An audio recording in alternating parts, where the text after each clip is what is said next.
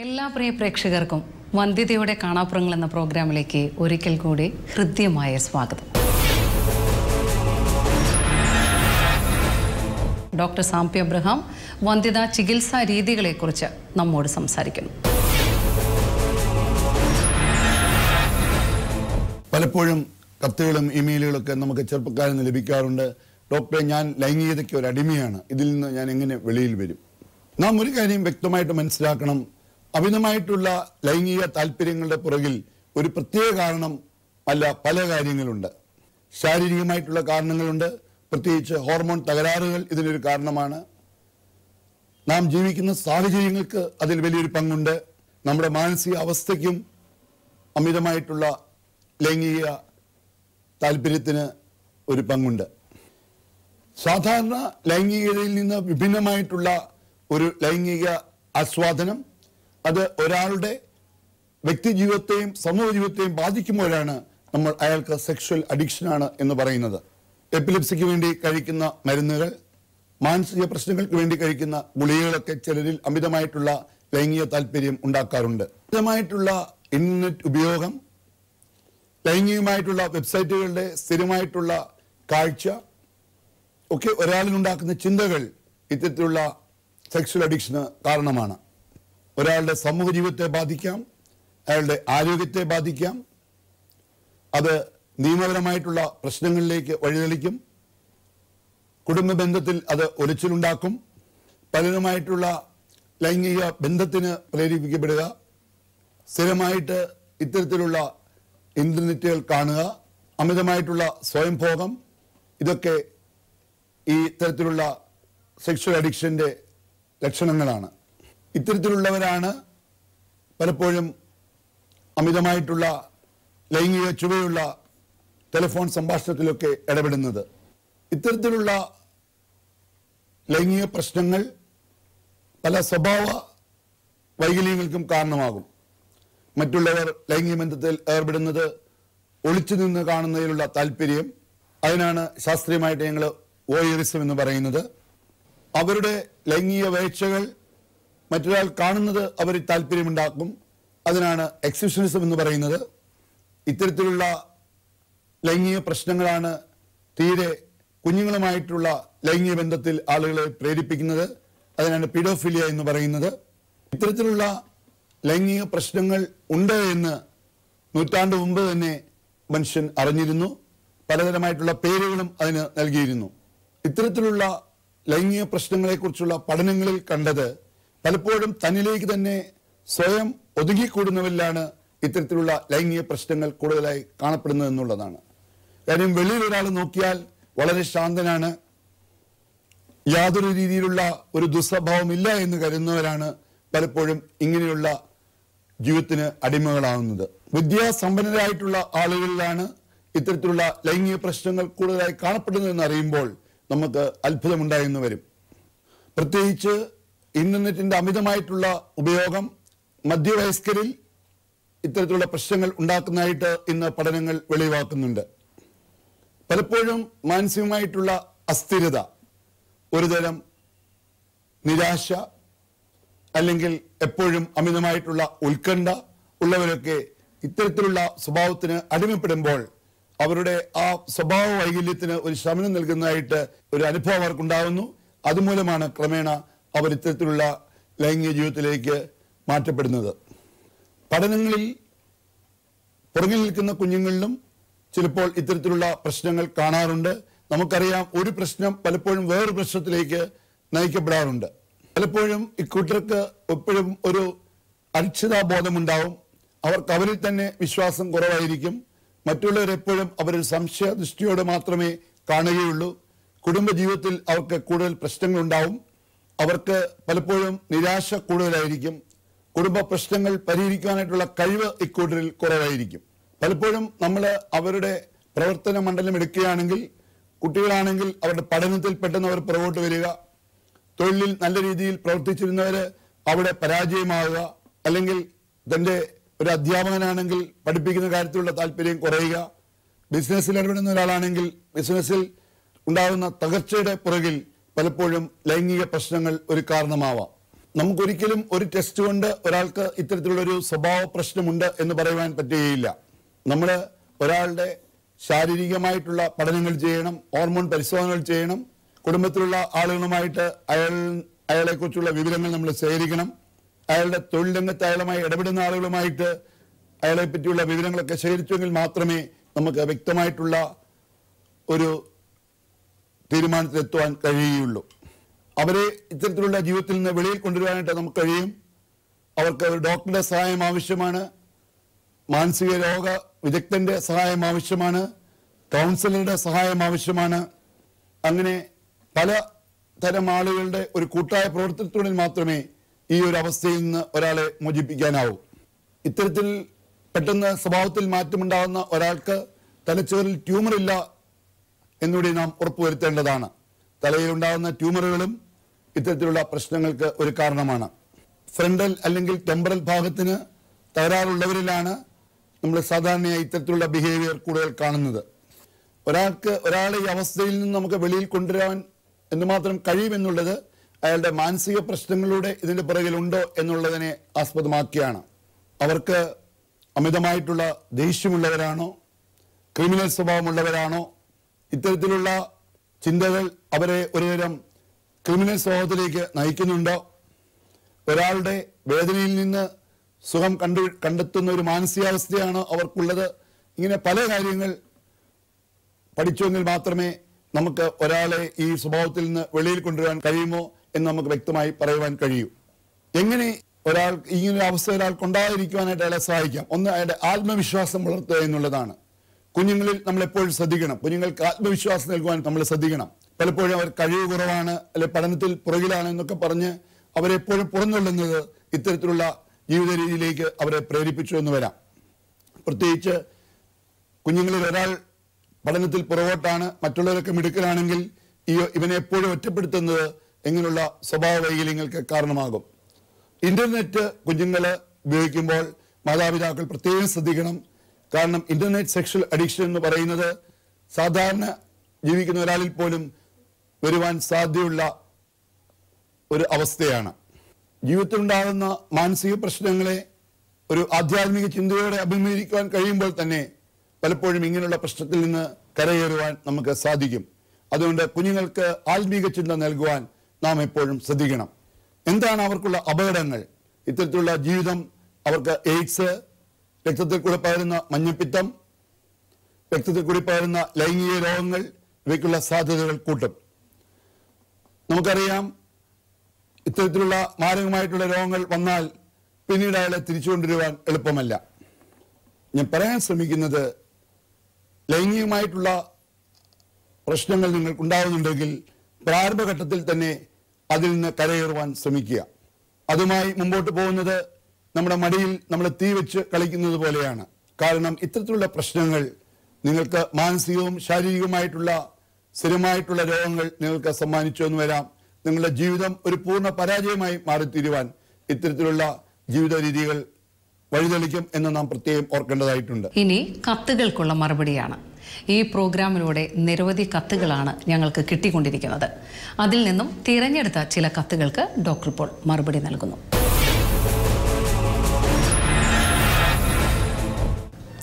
Doctor, ഞാൻ വിവാഹിതനായിട്ട് 1 വർഷത്തോളമായി. എനിക്ക് 26 വയസ്സുണ്ട്, ഭാര്യയ്ക്ക് 22 വയസ്സാണ് പ്രായം. കല്യാണം കഴിഞ്ഞ് 6 മാസത്തോളം ലൈംഗിക ബന്ധത്തിന് ഭാര്യ സമ്മതിച്ചിട്ടേയില്ല. ബന്ധപ്പെട്ടു തുടങ്ങി 1 മാസത്തിനുള്ളിൽ അവൾ ഗർഭിണിയുമായി. ഇപ്പോൾ അവൾക്ക് ഒട്ടും താല്പര്യമില്ല. ഞാനാണെങ്കിൽ ശീഘ്രസ്ഖലനക്കാരനാണ്. ഞങ്ങളുടെ ബന്ധം സുഗമമാക്കാനുള്ള വഴികൾ എന്തെങ്കിലും നിർദ്ദേശിക്കാമോ? രഞ്ജൻ, ആലപ്പുഴ. യോനിയുടെ മുൻഭാഗത്തുള്ള മസിലുകളുടെ ഘടനയിലുള്ള വ്യത്യാസം ചിലപ്പോൾ സ്ത്രീകളിൽ ഇത്തരത്തിലുള്ള പ്രശ്നങ്ങൾ ഉണ്ടാക്കിയെന്ന് വരാം. വേദനയോ മറ്റ് അസ്വസ്ഥതകളോ ഇല്ലാത്തതുകൊണ്ട് പരിഭ്രമിക്കേണ്ടതില്ല. ചിലർക്ക് മൂത്രസഞ്ചി താഴോട്ട് തള്ളുന്നത് കൊണ്ട് ഈ പ്രശ്നം ഉണ്ടാകാം. താങ്കൾക്ക് ആ ഭാഗത്ത് എന്തെങ്കിലും തകരാറുണ്ടോ എന്ന് അറിയുവാൻ പ്രയാസമുള്ളൊരു കാര്യമല്ല. ഒരു ഗൈനക്കോളജിസ്റ്റിന് ആ ഭാഗം പരിശോധിക്കുമ്പോൾ അവിടെ എന്തെങ്കിലും പ്രശ്നങ്ങളുണ്ടോ എന്ന് കണ്ടുപിടിക്കുവാൻ കഴിയും. ഇത്തരത്തിൽ അവിടുത്തെ മസിലുകൾക്ക് ഇടിവോ മൂത്രസഞ്ചിക്കോ ഗർഭാശയത്തിനോ ഇടിവുണ്ടെങ്കിൽ നമുക്ക് അത് കീഹോൾ ശസ്ത്രക്രിയ വഴി പരിഹരിക്കാവുന്നേ ഉള്ളൂ, ഭയപ്പെടേണ്ട കാര്യമില്ല. ഡോക്ടർ സാംപി എബ്രഹാമിന്റെ വന്ധ്യതാ ചികിത്സയിലൂടെ നിരവധി ദമ്പതികൾക്കാണ് സന്താന സൗഭാഗ്യമുണ്ടായത്. അവരിൽ നിന്നും ചിലരുടെ അനുഭവ സാക്ഷ്യം.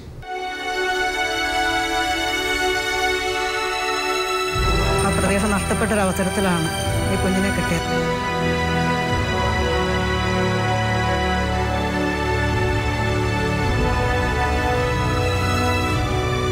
ഡോക്ടർ ഞങ്ങളുടെ ജീവിതത്തിൻ്റെ ഒരു ഭാഗമായി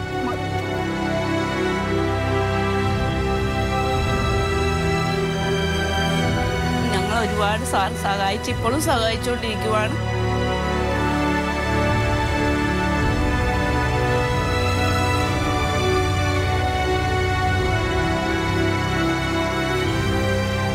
ജീവിതം മുഴുവൻ അവരെ കടപ്പെട്ടിരിക്കും.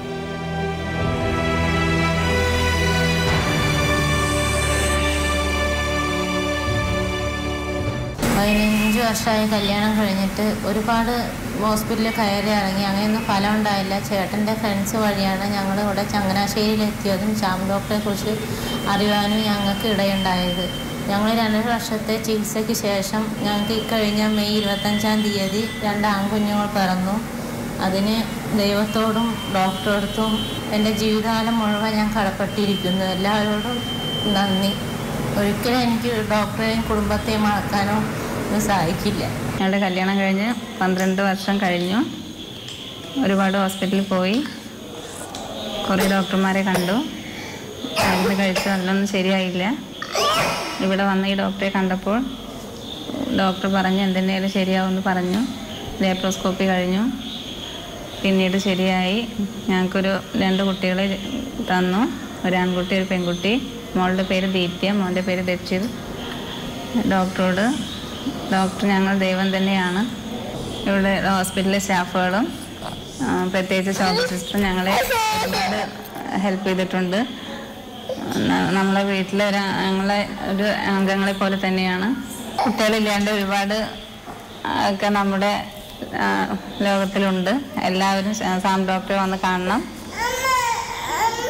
സാം ഡോക്ടറെ അടുത്ത് വന്നാൽ എന്തെങ്കിലും ശരിയാവും. ഡോക്ടറോടും ഡോക്ടറെ കുടുംബത്തോടും ഞങ്ങൾ ഒരുപാട് നന്ദി അറിയിക്കുന്നു. ഞങ്ങൾ 2ാം പ്രാവശ്യം ഡോക്ടറെ കാണാൻ വേണ്ടി വരികയാണ്, മകളെ കാണിക്കാൻ വേണ്ടിയിട്ട്. 20 വർഷത്തെ കാത്തിരിപ്പിന് ശേഷം കിട്ടിയ മകളാണിത്.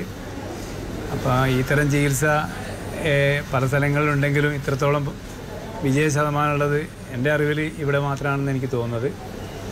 എന്തായാലും ഡോക്ടറോടും ഡോക്ടറുടെ കുടുംബത്തിനോടും ഞങ്ങൾ എന്നും കടപ്പാടുള്ളവരായിരിക്കും. കൂടാതെ ഇവിടെ ഈ ഹോസ്പിറ്റലിലെ സ്റ്റാഫിനോടും പിന്നെ എന്നെയും എൻ്റെ ഭാര്യയും ഇത്രയും വലിയ ദുഃഖത്തിൽ നിന്നും കരകയറ്റിയ ഡോക്ടറോടും ദൈവത്തിനോടും ഞങ്ങൾ എന്നും നന്ദി ഉള്ളവരായിരിക്കും. എൻ്റെ മകൾക്ക് ദീർഘായുസ്സുണ്ടാകാൻ ഞാൻ സർവേശ്വരനോട് പ്രാർത്ഥിക്കുന്നു. ഞങ്ങളുടെ വിവാഹം കഴിഞ്ഞിട്ട് 12 വർഷമായി. ഞങ്ങൾക്ക് നോർമൽ പ്രഗ്നൻസി 2 പ്രാവശ്യം കിട്ടി. നിർഭാഗ്യവശാൽ അത് 2 അബോർഷനായിപ്പോയി. അങ്ങനെ ഞങ്ങൾ പല വിദഗ്ധരായ ഹോസ്പിറ്റലിൽ പോവുകയും ഡോക്ടറിനെ കാണുകയും ചെയ്തു. എന്നിട്ടൊന്നും ഞങ്ങൾക്കൊരു പ്രയോജനം ഉണ്ടായില്ല. അങ്ങനെ എൻ്റെ ഒരു സുഹൃത്ത് പറഞ്ഞാണ് സാം ഡോക്ടറിനെ പറ്റി അറിയുകയും ഞങ്ങളിവിടെ 2014 ജൂലൈയിൽ ഞങ്ങളിവിടെ ചികിത്സയ്ക്കായി വരികയും സാറൊരു ശുഭപ്രതീക്ഷ തരികയും ചെയ്തു. ട്രീറ്റ്മെൻറ്റ് എടുത്തു. അടുത്ത മാസം ഓഗസ്റ്റിൽ തന്നെ ഞങ്ങൾക്ക് നോർമൽ പ്രഗ്നൻസി കിട്ടുകയും ഈ ഏപ്രിൽ 18-ാം തീയതി ഞങ്ങൾക്കൊരു ആൺകുഞ്ഞ് ജനിക്കുകയും ചെയ്തു. അതിൽ ഞങ്ങളിപ്പോൾ ഭയങ്കര സന്തോഷത്തിലാണ്. കുഞ്ഞുങ്ങളില്ലാതിരിക്കുന്ന എല്ലാ ദമ്പതികളോടും ഞങ്ങൾക്ക് പറയാനുള്ളത്, നിങ്ങൾ ദൈവത്തിൽ മുറുകെ പിടിച്ചുകൊണ്ട് ഈ ഹോസ്പിറ്റലിൽ വന്ന് നിങ്ങൾ ട്രീറ്റ്മെൻറ്റ് എടുത്താൽ നിങ്ങൾക്കൊരു കുഞ്ഞ് ഉണ്ടാകാതെ ഇരിക്കുകയില്ല. എൻ്റെ അനുഭവത്തിൽ നിന്ന് കൊണ്ടാണ് ഞാനിത് പറയുന്നത്. പിന്നെ ഇത്രയും വലിയൊരു സന്തോഷം തന്ന സാം ഡോക്ടറിനോടും ഹോസ്പിറ്റലിലെ എല്ലാ സ്റ്റാഫിനോടും മനക്കച്ചിറയിലുള്ള സ്റ്റാഫ് അംഗങ്ങളോടും ഉള്ള നന്ദി സ്നേഹവും ഞങ്ങൾ ഈ അവസരത്തിൽ അറിയിക്കുകയും ഡോക്ടറിനെയും കുടുംബത്തെയും ദൈവസന്നിധിയിൽ താഴ്ത്തി ഏൽപ്പിച്ചുകൊണ്ടും സാം ഡോക്ടറിന് ആയുസ്സും ആരോഗ്യവും ദൈവം തമ്പുരാൻ ധാരാളമായി കൊടുക്കട്ടെ എന്ന് ആത്മാർത്ഥമായി പ്രാർത്ഥിച്ചുകൊണ്ടും ഞങ്ങളുടെ സന്തോഷം നിങ്ങളോടൊപ്പം പങ്കുവെക്കുന്നു. ഞങ്ങളുടെ വിവാഹം കഴിഞ്ഞ് 7 വർഷത്തോളമായി. കുഞ്ഞുങ്ങളില്ലാതെ പല ആശുപത്രികളിലൂടെ മാറി ട്രീറ്റ്മെൻറ്റ് ചെയ്തു. അപ്പോഴാണ് TV പ്രോഗ്രാം കാണുന്നതും ഡോക്ടർ സാമിനെക്കുറിച്ച് അറിയുന്നതും ഇവിടെ വരുന്നതും. ആദ്യം കണ്ടപ്പോൾ തന്നെ ഡോക്ടർ പറഞ്ഞു കുഴപ്പമൊന്നുമില്ല, ഞങ്ങൾക്കുള്ള ട്രീറ്റ്മെൻറ്റ് നിർദ്ദേശിച്ചു. 6 മാസത്തിനുള്ളിൽ ഞങ്ങൾക്ക് റിസൾട്ട് കിട്ടി. ഇപ്പോൾ ഞങ്ങൾക്ക് 2 പെൺകുഞ്ഞുങ്ങളുണ്ടായിരുന്നു. ദൈവത്തോടും സാം ഡോക്ടറോടും കുടുംബത്തോടും അവിടുത്തെ സ്റ്റാഫുകളോടും ഞങ്ങളുടെ അതിയായ നന്ദി രേഖപ്പെടുത്തുന്നു. വിവാഹം കഴിഞ്ഞിട്ട് 14 വർഷത്തോളമായി. 13 വർഷക്കാലവും കോഴിക്കോട് ജില്ലയിൽ അനവധി ഡോക്ടർമാരെ കാണിച്ചെങ്കിലും ഒന്നും ഫലവത്തായില്ല. അങ്ങനെയിരിക്കെ ഭാര്യയുടെ അനിയത്തിയുടെ സുഹൃത്തായ ജുമൈല വഴിയാണ് ഈ ഹോസ്പിറ്റലിനെ പറ്റി അറിയുന്നതും ഇങ്ങോട്ട് വരാൻ സാധിച്ചതും. 11 മാസക്കാലം സാം പി എബ്രഹാം ഡോക്ടർ അവരുടെ ചികിത്സ എടുത്തു. അവരുടെ നിർദ്ദേശപ്രകാരം മരുന്നുകൾ കഴിച്ചു ഗർഭിണിയായി 2 കുഞ്ഞുങ്ങൾക്ക് ജന്മം നൽകി. ഡോക്ടറോടും കുടുംബത്തിനോടും എന്നും നന്ദിയും കടപ്പാടും ഉണ്ടായിരിക്കുന്നതാണ്. അതുപോലെ തന്നെ ഈ ഹോസ്പിറ്റലിലെ എല്ലാ സ്റ്റാഫുകളും ചേച്ചിമാരും ഒരുപാട് സഹായങ്ങൾ തന്നിട്ടുണ്ട്. അവരോടും നന്ദിയും കടപ്പാടും എന്നും ഉണ്ടായിരിക്കുന്നതാണ്. പിന്നെ എല്ലാം ഞങ്ങൾക്ക് അനുഗ്രഹിച്ചു തന്ന സർവശക്തനായ ദൈവത്തിനോടും ഞങ്ങളുടെ നന്ദിയും കടപ്പാടും എന്നും ഉണ്ടായിരിക്കുന്നതാണ്. കുഞ്ഞുങ്ങളില്ലാത്ത ഒരുപാട് ദമ്പതികൾ ഇവിടെ വരുന്നുണ്ട്, വന്നു പോകുന്നുണ്ട്. അവർക്കും ഞങ്ങളെപ്പോൾ തന്നെ കുഞ്ഞുങ്ങളുണ്ടാകട്ടെ. അവർക്കും വേണ്ടി ഞങ്ങൾ ഈ അവസരത്തിൽ പ്രാർത്ഥിക്കുന്നു. പിന്നെ കൂടുതലും എടുത്തു പറയേണ്ട ഒരു കാര്യം, ഞങ്ങൾക്ക് പ്രഗ്നൻസി കിട്ടിയത് നോർമലായി തന്നെയാണ്. 14 വർഷക്കാലം ചികിത്സ ചെയ്തിട്ടും നോർമലായിട്ട് ഞങ്ങൾക്ക് പ്രഗ്നൻസി കിട്ടിയതുകൊണ്ട് തീർത്തും ഡോക്ടർ ഞങ്ങൾക്കൊരു ദൈവം തന്നെയാണ്. ആ നന്ദിയും കടപ്പാടും എന്നും ഞങ്ങൾ ഉണ്ടായിരിക്കുന്നതാണ്. ഞങ്ങൾ വിവാഹം കഴിഞ്ഞിട്ട് 18 വർഷം കഴിഞ്ഞു. പല ഹോസ്പിറ്റലുകളിൽ ഞങ്ങൾ പോയി. ഞാൻ ഡൽഹിയിൽ ജോലി ചെയ്തിട്ടുണ്ടായിരുന്നു, മദ്രാസിൽ ജോലി ചെയ്തു, ദുബൈയിൽ ജോലി ചെയ്തു. ഈ സ്ഥലങ്ങളിലെല്ലാം എൻ്റെ വൈഫും എൻ്റെ കൂടെ ഉണ്ടായിരുന്നു. അവിടുത്തെ പ്രമുഖ ഹോസ്പിറ്റലുകളിലെല്ലാം ഞങ്ങൾ പോയി. പക്ഷേ ആരും എന്താണ് പ്രശ്നമെന്ന് കണ്ടുപിടിച്ചില്ല. അങ്ങനെയാണ് സാം ഡോക്ടറെ പിന്നീട് ഞാൻ ദുബായ് വെച്ച് കേൾക്കാനിടയാവുകയും പിന്നീട് ജോലി തന്നെ കളഞ്ഞിട്ട് വന്ന് 2 വർഷക്കാലത്തോളം ഇവിടെ ട്രീറ്റ്മെൻറ്റ് എടുക്കുകയും ചെയ്തു. അതിൻ്റെ ഭാഗമായിട്ട് ഞങ്ങൾക്കൊരു കുഞ്ഞ് പിറന്നു, ഒരു പെൺകുഞ്ഞ്. ഞങ്ങൾക്കതിൽ ഒരുപാട് സന്തോഷമുണ്ട്. ആ ഹോസ്പിറ്റലിനോടും അവിടെ വർക്ക് ചെയ്യുന്ന എല്ലാ നഴ്സുമാരോടും, പ്രത്യേകിച്ച് ശോഭ സിസ്റ്ററോടും ഡോക്ടറോടും എന്നും ഞങ്ങൾ കടപ്പാടുള്ളവരായിരിക്കും. സത്യമായ ഈ കാര്യം പറയുമ്പോൾ പോലും എൻ്റെ കണ്ണ് നിറഞ്ഞു വരുന്നുണ്ട്. അത്രയും മാനസിക വിഷമങ്ങളും ഒരുപാട് കാര്യങ്ങൾ ഉൾക്കൊണ്ടാണ് ഈ ട്രീറ്റ്മെൻറ്റിൻ്റെ ഭാഗത്തിലേക്ക് ഞങ്ങൾ പോയത്. ഇങ്ങനൊരു വിഷയമുണ്ടായപ്പോൾ കുടുംബക്കാരും മറ്റുള്ള ബന്ധുക്കളും സഹോദരങ്ങളും എല്ലാ ആൾക്കാർക്കും എപ്പോഴും ഓരോ രീതിയിൽ ഞങ്ങളെ മാനസികമായിട്ട് വിഷമിപ്പിച്ചു. പക്ഷേ അതിലൊന്നും ഞങ്ങൾ തളരാതെ പല ദിവസങ്ങളിലൂടെ വെയിറ്റ് ചെയ്തിരുന്ന് ഡോക്ടറെ കാണുകയും അങ്ങനെ എല്ലാ വിഷമങ്ങളും ഉൾക്കൊണ്ടുകൊണ്ട് ഞങ്ങൾ ഈ ട്രീറ്റ്മെൻറ്റിൻ്റെ ഭാഗമായി തീരുകയാണ് ചെയ്തത്. അപ്പോൾ അതിൽ ഞങ്ങൾക്ക് ആരോഗ്യമുള്ള ഒരു കുഞ്ഞു പിറന്നു. അതിൽ തീർച്ചയായിട്ടും ഹോസ്പിറ്റലിനോടും ഡോക്ടറോടും സ്റ്റാഫിനോടും എല്ലാവരോടും ഞങ്ങൾ എന്നും കടപ്പാടുള്ളവരായിരുന്നു. ഞങ്ങളുടെ വിവാഹം കഴിഞ്ഞിട്ട് 18 വർഷങ്ങൾക്ക് ശേഷം കുട്ടികളൊന്നും ഉണ്ടായില്ലായിരുന്നു. പല സ്ഥലത്തും വിവിധ ട്രീറ്റ്മെൻറ്റുകൾ നടത്തി നിരാശപ്പെട്ട് കഴിയുന്ന അവസരത്തിലാണ് ചങ്ങനാശ്ശേരി ഇൻഫെർട്ടിലിറ്റി റിസർച്ച് സെൻ്ററിനെ കുറിച്ചും സാം ഡോക്ടറെക്കുറിച്ചും അറിയാനിടയായത്. ആ സാഹചര്യത്തിൽ ഞങ്ങൾ ഡോക്ടറെ കാണാനായി വന്നു. വളരെ സന്തോഷപ്രദമായ വാക്കുകൾ, ആശ്വാസപ്രദമായ വാക്കുകൾ തന്ന് ഡോക്ടർ ഞങ്ങളെ സമാധാനിപ്പിച്ചു. ഡോക്ടർ പറഞ്ഞു, ഇവിടെ നിന്ന് ഒരു കുട്ടിയെയും കൊണ്ട് പോകാമെന്ന പ്രതീക്ഷയോടെ കൂടി നമുക്ക് ട്രീറ്റ്മെൻറ്റ് തുടങ്ങാമെന്ന്. ആ ഡോക്ടറുടെ നിർദ്ദേശപ്രകാരം 3 വർഷത്തോളം ട്രീറ്റ്മെൻറ്റ് ചെയ്തു. ഞങ്ങൾക്ക് 2 പെൺകുഞ്ഞുങ്ങളെ ഡോക്ടറുടെ ചികിത്സയിലൂടെയും ദൈവാനുഗ്രഹത്തിലൂടെയും കിട്ടി. ഇന്ന് വളരെയധികം സന്തോഷപ്രദമായ ഞങ്ങൾ ഇൻഫെർട്ടിലിറ്റി റിസർച്ച് സെൻ്ററിനോടും അവിടുത്തെ സ്റ്റാഫിനോടും ഡോക്ടറോടും കുടുംബാംഗങ്ങളോടും നന്ദി രേഖപ്പെടുത്തുകയാണ്. ഞങ്ങൾ 13 വർഷമായിട്ട് ഞങ്ങൾ കുഞ്ഞുങ്ങളൊന്നുമില്ലാതെ വളരെ പ്രയാസപ്പെട്ട് ഞങ്ങളിരിക്കുന്ന അവസ്ഥയിൽ ഞങ്ങളിത് 1-2 ഹോസ്പിറ്റലിൽ ഞങ്ങൾ പോയി. അപ്പോൾ ഞങ്ങൾക്കിതിന് വളരെ സ്കോപ്പ് കുറവാണെന്നൊക്കെ ഡോക്ടേഴ്സ് ഇങ്ങനെ പല രീതിയിൽ പറഞ്ഞപ്പോൾ തന്നെ ഞങ്ങൾ അവിടെ വളരെ വിഷമത്തോടെ ഇരിക്കുന്ന അവസ്ഥയിലാണ് ഡോക്ടറുമായിട്ട് കൺസൾട്ട് ചെയ്യുവാനും ഇടയായി. സാം ഡോക്ടറിനെ കണ്ട് ഞങ്ങളതിനെ ഫസ്റ്റ് കൺസൾട്ട് ചെയ്തു. അപ്പോൾ ഞങ്ങൾക്ക് വളരെ പ്രത്യാശയോടുകൂടി 100% നിങ്ങൾക്ക് ഉറപ്പ് നിങ്ങൾക്ക് ഉണ്ട്, മറ്റുള്ള വലിയ ബുദ്ധിമുട്ടൊന്നുമില്ല. ഡോക്ടറെ കൂടെ ദൈവം ഞങ്ങളെ കാണിക്കുകയും ഞങ്ങൾക്ക് ആ ട്രീറ്റ്മെൻറ്റിൽ ഞങ്ങൾ വളരെ താല്പര്യത്തോടെ ഒരു പറഞ്ഞ അതേ ഡേറ്റിൽ വരുവാനും ഞങ്ങൾ വളരെ പ്രത്യാശയോടെ ഞങ്ങൾ പ്രാർത്ഥനയോടെ ഞങ്ങൾ മുന്നോട്ട് വരുവാനും ഞങ്ങൾക്ക് ഈ ഹോസ്പിറ്റലിൽ ബാക്കി എല്ലാ സൗകര്യങ്ങളും ഒരുക്കി തന്നു. ഈ 2010 ഞങ്ങൾക്കൊരു വളരെ പ്രത്യാശയോടെ ഞങ്ങൾക്ക് ഒരു കുഞ്ഞിനെ ദൈവം തന്നു. അത് ഞങ്ങൾ ഈ ഹോസ്പിറ്റലിനോടും ഇവിടുത്തെ ഡോക്ടറോടും മറ്റ് സ്റ്റാഫിനോടും ഞങ്ങൾക്ക് വേണ്ടി എല്ലാ കാര്യങ്ങളും ചെയ്ത ഇവിടുത്തെ സെക്യൂരിറ്റി ചേട്ടൻ മറ്റുള്ള എല്ലാ കാര്യങ്ങളും ചെയ്ത എല്ലാവരും ഞങ്ങൾ വളരെയേറെ നന്ദിയും സ്നേഹവും ഉണ്ട്. ഒരു കൊച്ചുകുട്ടിയും അച്ഛനുമായി നടന്നു പോവുകയായിരുന്നു. അപ്പോൾ അച്ഛൻ മോളോട് പറഞ്ഞു, മോള് അച്ഛൻ്റെ കയ്യിൽ പിടിച്ചോ, അപ്പോൾ മോള് വീഴുകയില്ല. അപ്പോൾ ആ കുട്ടി പറഞ്ഞത്, ഞാൻ അച്ഛനെ പിടിക്കുകയാണെങ്കിൽ ഞാൻ വീഴുമ്പോൾ എൻ്റെ കൈ അച്ഛൻ്റെ കയ്യിൽ നിന്ന് വിട്ടുപോകും. എന്നാൽ അച്ഛൻ എന്നെ പിടിക്കുകയാണെങ്കിലോ ഞാൻ വീഴുമ്പോഴും അച്ഛൻ എന്നെ മുറുകെ പിടിക്കുവാനാവും. ഒന്നുകൂടി ഞാൻ പറയാം, ഞാൻ അച്ഛനെ പിടിക്കുകയാണെങ്കിൽ ഞാൻ വീഴുമ്പോൾ അച്ഛനുമായിട്ടുള്ള ബന്ധം എനിക്ക് നഷ്ടപ്പെടും, ഞാൻ വീഴും. എന്നാൽ അച്ഛനെ മുറുകെ പിടിക്കുകയാണെങ്കിൽ ഞാൻ വീഴാൻ തുടങ്ങുമ്പോൾ അച്ഛനെ താങ്ങുവാൻ കഴിയും. ഒരു കൊച്ചുകുട്ടിയാണ് ഇത് പറഞ്ഞതെങ്കിലും വാക്കുകൾക്ക് വലിയ അർത്ഥമുണ്ട്. ജീവിതത്തിലെ പ്രശ്നങ്ങളിൽ നാം ദൈവത്തെ പിടിക്കുന്നതും ദൈവത്തെ നമ്മുടെ ജീവിതത്തിൽ നമ്മൾ കൂടെ കൊണ്ടു നടക്കുന്നതും തമ്മിൽ വ്യത്യാസമുണ്ട്. നമുക്ക് ആവശ്യമുള്ളപ്പോൾ നാം ദൈവത്തെ പിടിക്കാം എന്ന് നാം കരുതുകയാണെങ്കിൽ ചില സമയങ്ങളിൽ നാം ജീവിതത്തിൽ വീഴുമ്പോൾ ആ പിടിക്ക് മുറുക്കമുണ്ടാകുകയില്ല. എന്നാൽ ദൈവം ഒന്നിച്ചാണ് നമ്മൾ നടക്കുന്നത്. എപ്പോഴും ആ ദൈവത്തിൻ്റെ കൈ നമ്മുടെ കയ്യിൽ മുറുകെ പിടിച്ചിട്ടുണ്ടെങ്കിൽ, നമ്മുടെ ജീവിതത്തിന് അതിൻ്റെതായ ഒരു നിയന്ത്രണമുണ്ടെങ്കിൽ, നാം വീഴുവാൻ ശ്രമിക്കുമ്പോൾ ഈശ്വരന് നമ്മളെ ഉയർത്തുവാൻ കഴിയും. ഈ അറിവ് പന്തിയ ചികിത്സയിൽ പ്രാധാന്യമുള്ളതാണ്.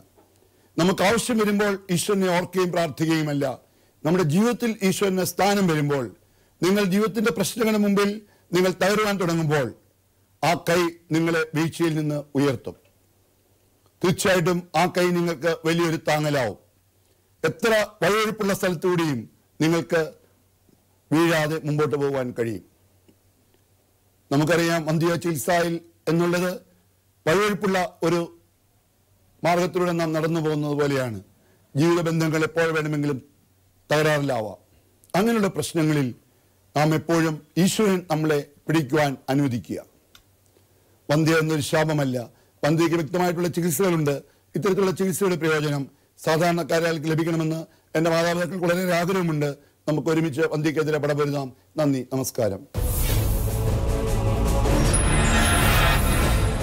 വന്ധ്യതയുടെ കാണാപ്പുറങ്ങൾ എന്ന പ്രോഗ്രാമിൻ്റെ ഈ എപ്പിസോഡും ഇവിടെ പൂർണ്ണമാവുകയാണ്.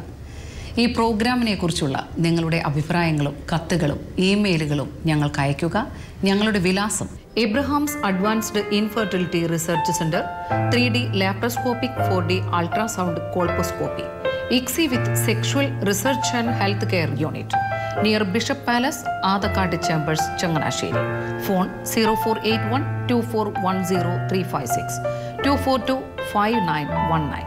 മൊബൈൽ 9744939925.